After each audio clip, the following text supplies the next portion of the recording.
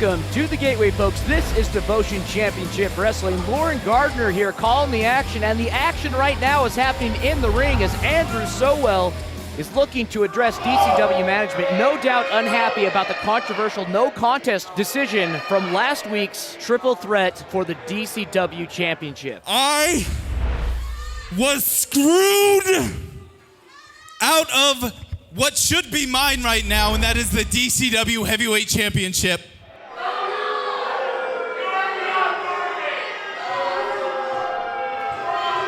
You all saw whose hand was raised first, and that was mine.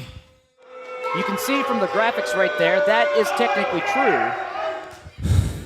I am a victim of a conspiracy. Just like Hillary Clinton. Well, no one is asking to see any emails from Andrew Sowell, but the backstage judges and officials did come out. Everyone had a differing opinion, hence the ruling for the no contest, leaving Josh Glade to retain his championship. Of course, this man right here, a former champion in his own right, no doubt as equally upset as is Andrew Sowell. William Cutting, joined by his butcher shop members, Mr. Lucas and Steele. Why are you victimizing me like this? Why? Victimizing you. You think I'm victimizing you? I was never pinned for the belt, stupid. I pinned you with this arm like this. I pinned Glade, and even before that, Glade never beat me. Did he? Go back, watch the tape. It was her that was pinned. And I am so sick and tired of being disrespected by these pathetic meat sacks and you. The mic cut off so that the champion can make... Be happy now, this dum-dum's coming out. can make his entrance. Ladies and gentlemen, the DCW Heavyweight Champion. Perhaps one of the most unlikely champions we've ever had. Not to discredit his heart and desire. However, the desire has never seemed based around earning the championship, but rather earning friendship and respect from his peers. Of course, he and Cutting have a long history, which you can go back and see in the archives, both on Fight TV and on our YouTube channel. You're a member of the mentally capable community, and I am a friend. I don't think that Andrew Sowell has any friends, regardless of their cognitive powers. No, me. That's me. That's mine, and you know it. Which one? Hey, let's play a little game for the simpleton. Everyone say it's mine. Glade, can you point to which one of us you pinned? Can you? That music, ladies and gentlemen, is the sound of justice. DCW's general manager is going to come out here and perhaps settle something. Hold on. Let's applaud Big Rob, Dum-Dum. He's out here to award me the championship. Is that not right? Wrong. That's right, because he's out here to give me my title back. Wrong. Yes. Hell no. Next week, we're into a triple threat rematch with only one winner and no barbershop around. Banned from ringside. Again. And the winner will be the DCW champion. And don't forget, the sheriff said so. When the sheriff speaks, the devoted faithful listen. There we have it, folks. Look forward to that next week. But this week, the task at hand, tonight we have a battle of the super heavyweights as Craig Washington IV takes on Tom Chad, now being represented by Harvey Whipplebaum. Additionally, in our main event, a match several weeks in the making, the Prophets of Destruction take on two of DCW's best bros, Brett Buffshay and Misi, the Tongan Lion. But first, in our opening bout, both making their DCW television debuts, the Lost Soul Garabai goes up against the Voodoo Priest, Damien Black. That and so much more right after this.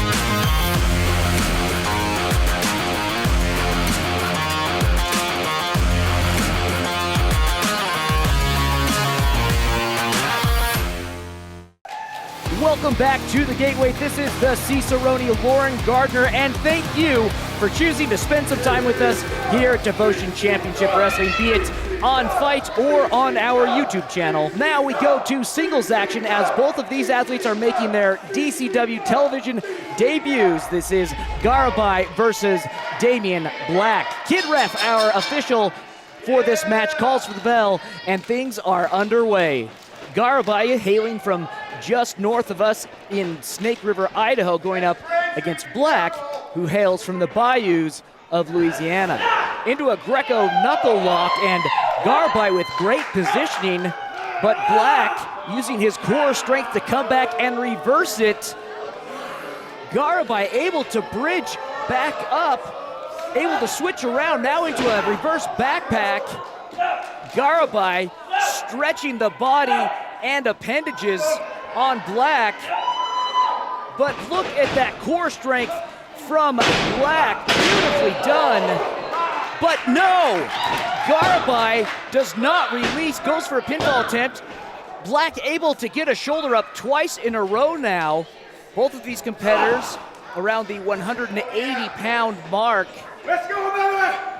And it is all muscle, still not releasing. Look at that. Into a knuckle lock suplex. Folks, we are getting one hell of a show. Black able to get his shoulders up. Garibai still holding on. Goes into a Goku Raku Gatami. These types of cutthroat holds hurt in so many different places. Not just the neck, but down through the back into your arms. Kid Ref making sure it is a legal hold. It is. Fighting is Damien Black, who shits Garibai over his head. Setting up now for a somersault jawbreaker. He goes for the cover. And the man from Snake River, Idaho is able to kick out at 2. Black now pulling up his opponent to his feet, and a hard palm right to the clavicle. Garibai wanting to separate himself a little bit, but Black is not relenting with another hard palm strike. Oh, and a cross chop right to the throat, right into a rear naked choke. Black doing a beautiful job of linking up roots into combos, but it's not enough for a reverse drop toe hold. And now Garibai quickly turns the tables. Black not wanting to give up his arms because he knows what Garibai is rocking into, the Mexican surfboard. An extremely painful hold. Garibai comes down but does not release the hands. Garibai doing a great job of making sure he always keeps control. Now back into another reverse backpack. Looking for an S-grip. He's got it locked in tight. Kid Ref checking on Black to see if he submits or not. Garibai making Black pay for not submitting with that reverse backpack drop. Goes for the cover. 1, 2. Black gets his shoulder up at 2 and, gosh, I don't know, 7/8. That was close. Black surprises Garibai with a double cross chop right to the throat. Comes off the ropes, goes into a wheelbarrow, looking for that jumping DDT. Garibai able to stall, but does not evade the inevitable. A hard DDT. Black goes for the cover. And Garibai pushes off his opponent, and the match continues. One thing I love about these lighter-weighted athletes is their stamina, their ability to take a beating and keep on competing. Black whips Garibai into the turnbuckle, lines up his shot, goes for the cartwheel back elbow, but nobody's home. Garibai seizing his opportunity, puts Black into an electric chair, and he's saying this elevator's going down. No! Into a belly-to-back suplex, textbook perfect, rolls over his opponent. No! Black still able to get a shoulder up, folks. What a show! Garabai looks to whip Black. Black reverses and throws Garabai into the turnbuckle. Black now up off the turnbuckle with a jumping enziguri. Nailed right on the button. Garabai might be out. Black not finished yet. Ascends to the second rope. What has the voodoo priest from Louisiana got in store for his opponent? The second rope not enough. Now going to the top turnbuckle. Looks for a sky-high reverse splash. But again, nobody's home. Garabai again looking to seize on this opportunity. Rallying up the devoted faithful. A stalled sidekick right to the solar plex, and now the Lost Soul looking to end things. It's time for the snake pit. With the snake pit, goes for the cover. 1, 2, and that's it, folks. Ladies and gentlemen, your winner, Garabai! A beautiful showing and exhibition put on here by two men making their debut here on DCW television at the Gateway. A big congrats to the Lost Soul Garabai. He might be a lost soul, but he has found a home here at Devotion Championship Wrestling. Black cannot get down on himself for his performance today. Garabai being able to capitalize on a few key moments that put him ahead. And look at that, a great show of sportsmanship. Folks, we want to invite you to come and see our next live show and TV taping right here at the Gateway. End term is coming up June 12th.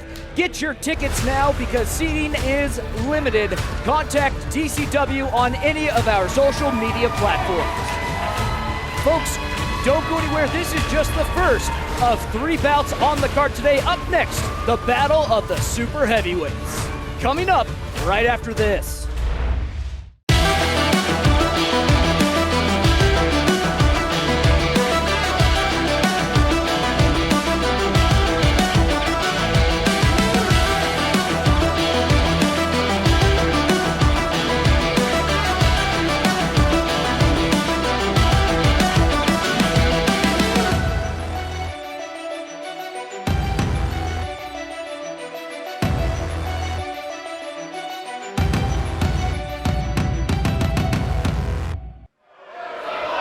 So this pathetic guy right here, Tom Chad.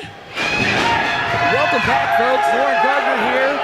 Tom Chad taking matters into his own hands as someone made the mistake of giving a very angry and vocal Craig Washington IV a microphone, hence a platform. Tom Chad had enough. Put that camera in my face right now. I'm the best.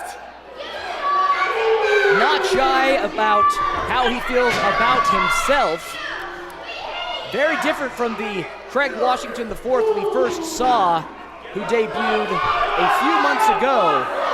And despite being able to get the drop, at the least taking the microphone away from Craig Washington IV, it has been Tom Chad who's been on the receiving end of the action thus far. And the action here is supersized. While DCW not having an official super heavyweight division, these two would easily fit into it, and apparently Craig Washington's ego might even match that of his size. Tom Chad stops Washington's advance with a boot to the chin, now comes in with a left hook and a headbutt. He looks for some reprieve in the corner, but a bad spot to be. as Tom Chad doesn't like it, but loves it. Very interesting to juxtapose the match we just saw with this match right here. A definite contrast of athletes, styles, pace, and sheer force. Tom Chad looking to set up his famous derriere lariat, but Red Rover. Washington turns Tom Chad right over with a clothesline, goes for the cover. Tom Chad kicks out, and this match continues. Ref Ian, the one tasked with keeping the scales of justice balanced during this match. Not an easy task, but we are in his watchful good hands. After a count, Washington forced to leave Tom Chad, but then goes right back to him again, and referee Ian begins the count again, this time as Washington puts a boot right to Tom Chad's throat. And I'm sure that part of the chip on Washington's shoulder has to do with the fanfare around Tom Chad, but he's the ice cream man. What does he expect? As Chad gets to wobbly feet, Washington puts him right back down with a stiff, vicious right lariat. Coming down with a swinging hammer fist. Rolling over his competitor, goes for the cover. Tom Chad gets his shoulder up. Washington wants to go again. Tom Chad saying no, not gonna happen. Seems to shake it off and get to his feet. Washington delivers another swinging hammer fist to the back of Tom Chad's head. Now, repeated strikes to the neck. Tom Chad blocks it and delivers a big elbow right down on Washington's head. Tom Chad looks to whip Washington off the ropes and puts him back down with a stiff boot. Drops into cover position. Two. Washington gets a shoulder up, and this is the type of match that I was expecting from the get-go from these two. A fight that would seem at home in a Toho movie. Tom Chad pulling up Washington. Rakes Tom Chad's eyes on the far side of the referee, out of his view, and continues the beatdown with those devastating hammer fists. You know, regardless if you were Team Godzilla or Team King Kong over the blockbuster film this summer, I think it's safe to say all of the devoted faithful are Team Tom Chad in this DCW Kaiju match. Washington continuing to deal out pain with that straight-armed wrist lock, pushing, if not mat washing, Tom Chad's face.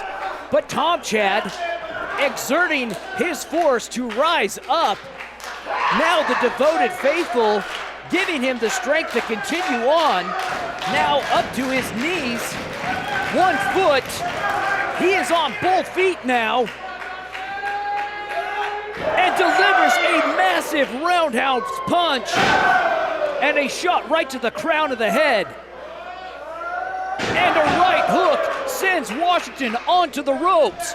Tom Chad, oh no, Tom Chad looking to scoop the super heavyweight. An inadvertent reversal into a pin attempt. I don't even know if Washington was aware of what was going on. This match has no doubt brought some pressure for Tom Chad, as it is his first match under the managerial expertise right there of Harvey Whipplebaum. No doubt he wants to impress his newly acquired advocate. Washington winds up, blocked by Tom Chad. Tom Chad blocks another roundhouse with a kick, comes off of the ropes, and is taken over and out of the ring by Washington. Washington follows in pursuit, continuing the beatdown on the ice cream man. Referee Ian begins the count as both men continue to brawl outside of the ring. I feel like this has gone from a regularly scheduled bout to something more personal. Tom Chad stops Washington in his tracks with a headbutt, but Washington now, oh my goodness, puts Tom Chad right into the pillar here in the gateway. The two continuing to brawl. Folks, that's 10. That's 10. We'll await the decision here from the official. Ladies and gentlemen, I have just been notified that this has been ruled a double countout and there is no winner.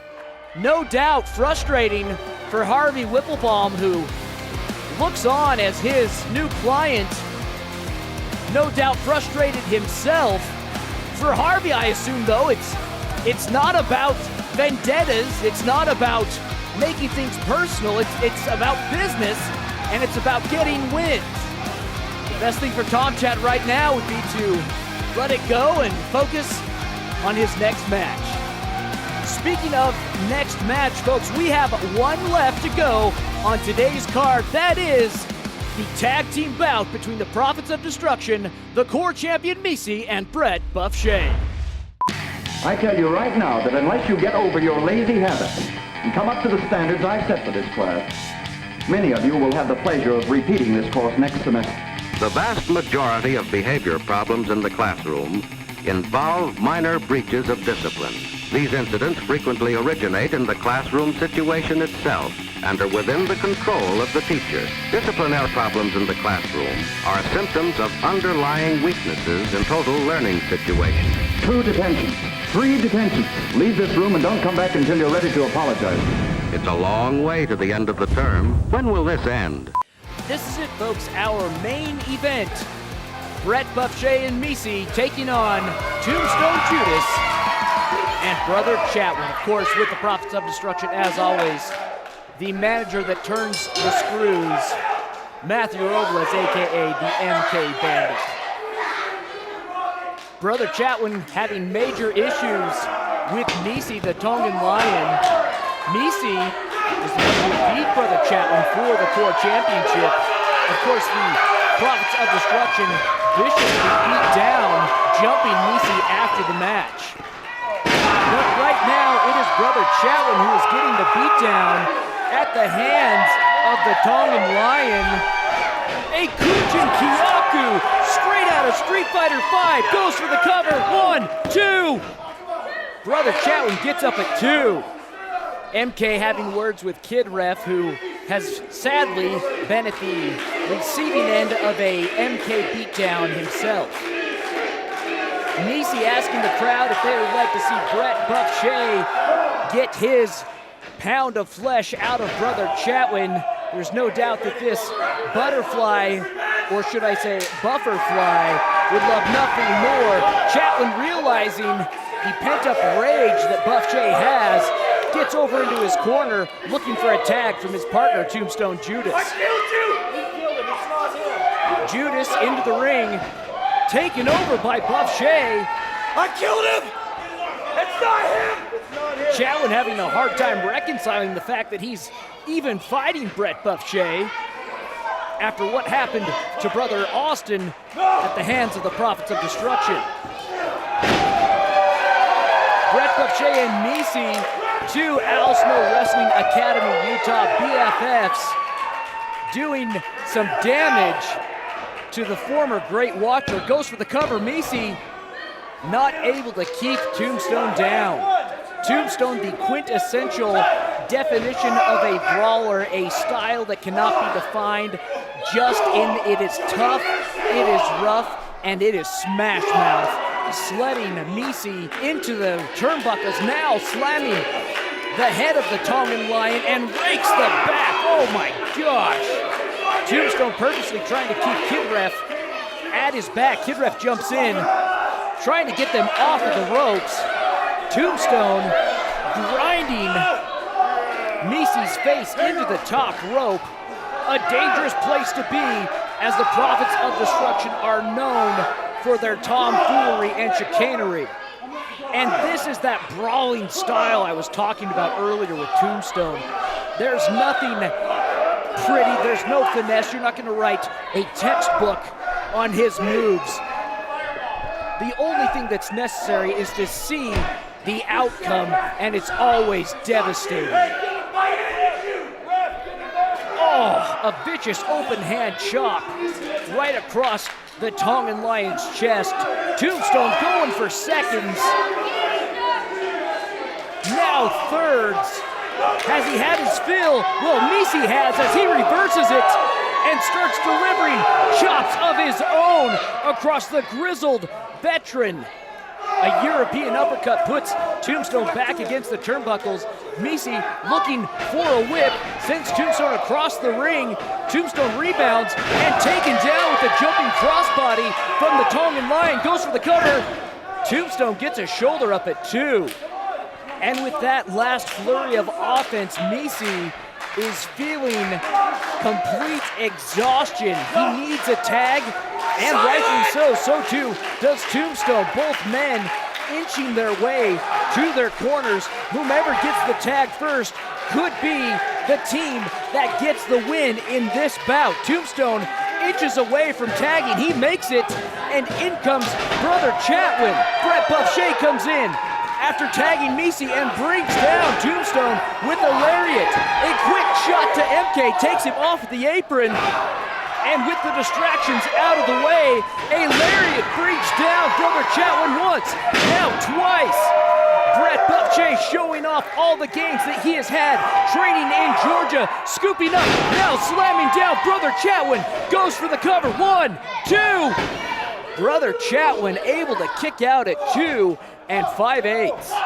Buffshay doing his best to keep Chatwin from tagging in Judas, now looking for the PR. MK looking to interject. Oh no! And as Misi went to take out MK, inadvertently takes out Buffshay. And that's it, folks. Skill and heart losing to MK's guile. And your winner, the Prophets of Destruction. Look at the face on Buffshay. Completely heartbroken. So too Misi, who's doing his best trying to help out. And in the end, the Prophets of Destruction come out with the W. Ladies and gentlemen, on behalf of Devotion Championship Wrestling, I'm Warren Gardner, the Cicerone. Thanks for joining us. Come and see us on June 12th at End Term. Until then, stay devoted. Now I will kill you.